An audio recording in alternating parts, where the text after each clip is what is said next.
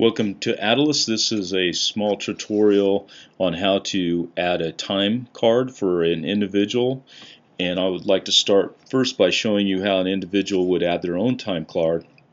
So I'm logged in as Red Baron, and underneath System Basics, this is a permission that you would turn on for each individual.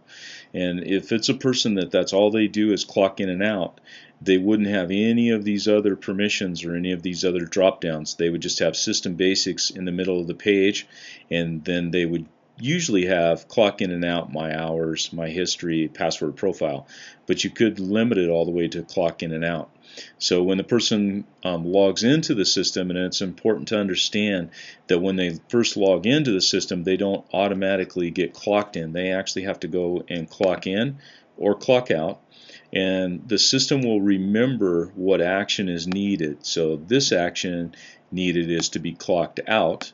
So I will select that I'm going to lunch, and you can put notes in if you wish. The notes field are searchable, so if you have an employee that wants to put some reminder notes in there, they're searchable. Once you clock out, it will record all that in the database, and the person can find those notes again by going to View My Hours, or I'll just go ahead and clock out, and it's going to show that I was successfully clocked out at the time and on the date. And you have a link here to the main switchboard homepage, which is the same link that you have up here by the logo. You also have a link here for my hours, so this is where I could look and see what my total hours worked, and it would also give that person the total amount of dollars that was due to them. You also have a link here if they have the permission to deposit homepage, and then you also have invoices if they're set up within the payroll system to get paid on invoices. It's showing the invoices that are still not yet payments not yet deposited, or invoices that are missing payments. So this helps you with to have your employees help with your accounts receivable. If they're commission people, a lot of commission people don't get paid until those accounts receivable monies have been deposited in the bank. So this serves as a reminder every time they clock in and out of what is owed to them. I'm going to go back to the home page, and under the home page again is clock in and out, and I'm going to click on my hours, and you can see that on this date I had clocked in at 2:10 and I clocked out at 2:13. So I have 6/100ths of an hour, and it would show, once it accumulates, it would show the total dollars that are owed as well too. You can also widen out the date range, and here's where you can search the notes. So if there's anything in the notes, you can search the notes.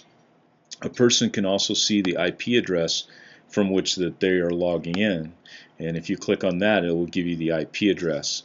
The link to the IP address actually takes you to that IP address, and it will show exactly which system that IP address is used by. So if it's like AT&T or Quest or whomever that is providing the internet service. So it's a real handy link to see exactly where that IP address is coming from. There's also a link here at the top to be able to clock in and out again, or you can go to the help file. So that's the first way for one person just to clock in and out. On another person, if you want to clock somebody else in, you would go under System Liabilities to the admin, and you would have to have either the manager's time clock or the admin time clock.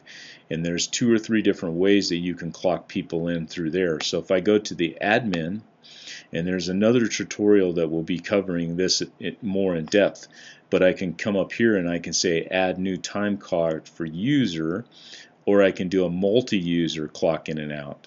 So if I clock in for a user, I would select the user that I want to clock in, and I would select the department that they're associated with, and I would select the date. So let's say I wanted to put in a time card for this person for yesterday.